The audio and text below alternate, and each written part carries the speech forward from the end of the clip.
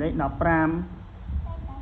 ចុះលេខ16thì mấyលេខ16thấy nữa đôi 15 muối thôi xế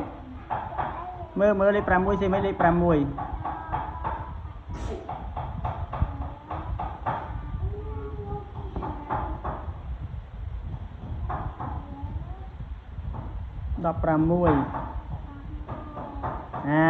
lên